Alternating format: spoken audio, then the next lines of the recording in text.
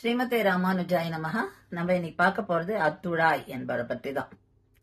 அத்துழாயோட மேன்மையான குணங்களையும் ஞானத்தையும் நம்ம இன்னைக்கு பார்த்து வியக்க போறோம். அத்துழாய் சுவாமி ராமானுஜருடைய ஆச்சாரியரான சுவாமி பெரிய நம்பியுடைய திருக்குமாரத்தி. ராமானுஜர் என்ன பண்ணுவார்னா, எப்பவும் அவர் வீதி போகும்போது, அதாவது காத்தால வேலை திருப்பாவையை சேவிச்சுட்டே போவார்.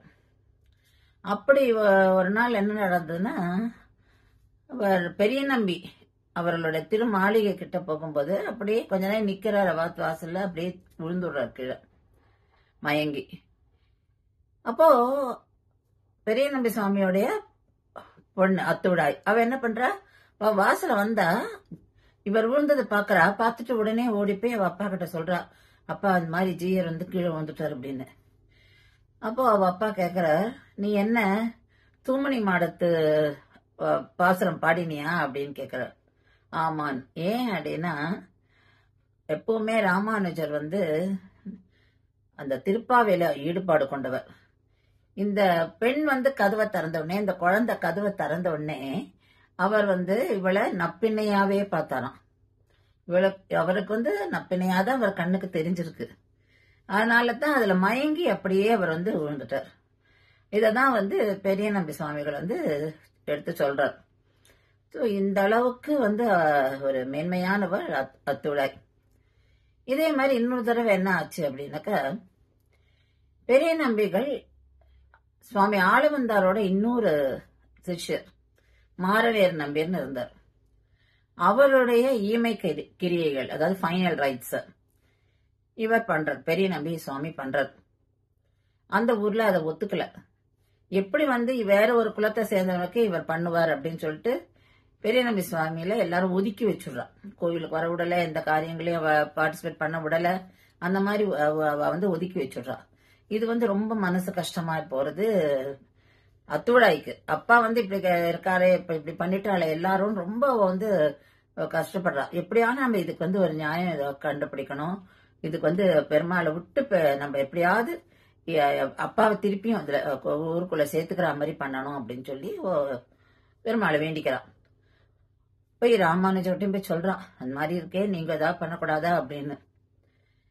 ஒரு நாள் என்ன ஆகுதுன்னா, கோவில்ல உற்சவம், தேர் உற்சவம். பெருமாள் ஸ்ரீரங்கத்துல நடக்கிறது எல்லாம்.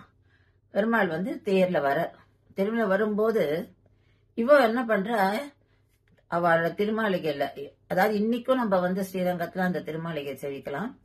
இவ அந்த ஜன்னல் வழியா பாக்குறா தேர்ல பெருமாள் வரத்த. உடனே நிறுத்துங்கோன்னு சொல்லி நிறுத்துறா. ஓடி வரா, ஆத்துல இருந்து வெளில ஓடி வரா. ஓடி வந்து தேரை நிறுத்திடுறா. அவ வந்து சின்ன பொண்ணு, ஆனாலுமே அவளுடைய அந்த ஒரு வேகம் அவளுக்கு தன் அப்பா அப்படி பட்டனர், பெருமாளே பதில் சொல்லு அப்படிங்கிறா.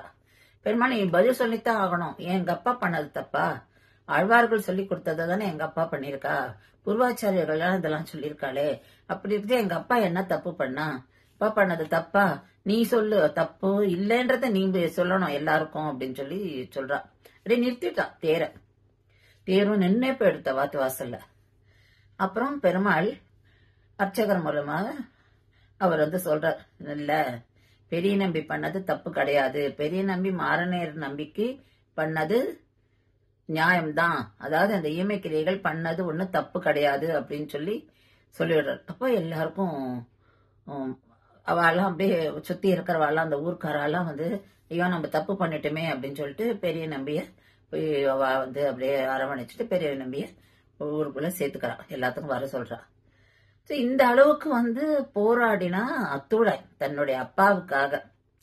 அதுல எடுத்து சொல்றா அவ எப்படி வந்து இன்னொருத்தருக்கு இமைக்கிரியைகள் பண்ணும்போது எப்படி அது தப்பாகும்ன்றது. அதாவது நம்ம யாரையுமே வந்து ஒரு பேதமே பார்க்க கூடாது, அததான் அவ வந்து இங்க ஹைலைட் பண்ணி, ஏன் இந்த பேதம் பார்க்கணும், அப்ப பேதம் பகவானே பேதத்தை பார்க்க கூடாதுன்னு தானே சொல்றான், அப்ப அதை தானே எங்க அப்பா ஃபாலோ பண்ணிருக்கா அப்படின்றத வந்து அவ வந்து அழகா எடுத்து வெளி உலக கொண்டு அப்பா வந்து பண்ணது ரைட்டு தான் அப்படின்றது பெருமாள் மூலமே சொல்ல வச்சா.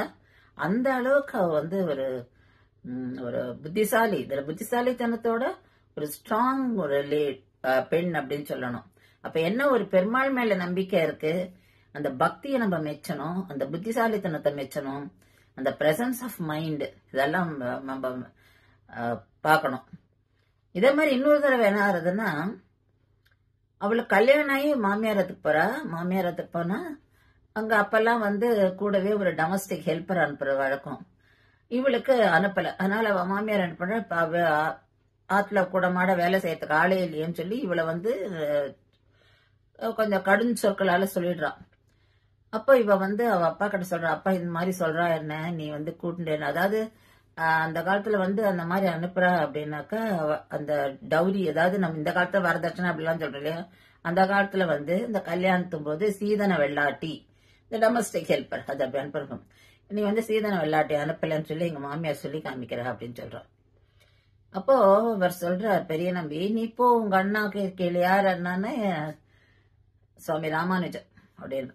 அப்போ ராமானுஜர் என்ன பண்றாருன்னா, அத்துழாய் சொன்ன நாளைக்கும் தன்னோட சீடர்கள ஒருவரான சுவாமி முதலியாண்டான் அவரை நீ போய் வாத்துல போய் நீ சீதன வெள்ளாட்டியா இரு அப்படின்னு சொல்ற.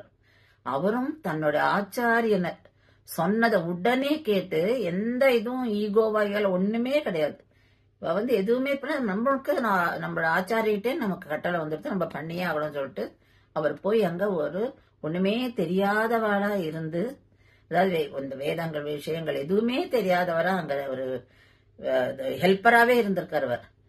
அதுக்கப்புறம் அவளுக்கு தெரிஞ்சு போறது, அதுக்கு ராமானுஜர்கிட்ட மன்னிப்பு கேட்கறான். அதுக்கப்புறம் தான் சுவாமி முதலாண்டனே சொல்றாரு நிறையன்னு. சோ அந்த அளவுக்கு இங்க நம்ம ஒவ்வொருத்தருடைய ஆச்சாரிய பக்தியை பாக்குறோம். இந்த மாதிரி இன்னும் நிறைய இன்சிடென்ட்ஸ் இருக்கு, அதெல்லாம் இன்னொரு வீடியோல பார்க்கலாம். ஸ்ரீமதே ராமானுஜாய நமஹா.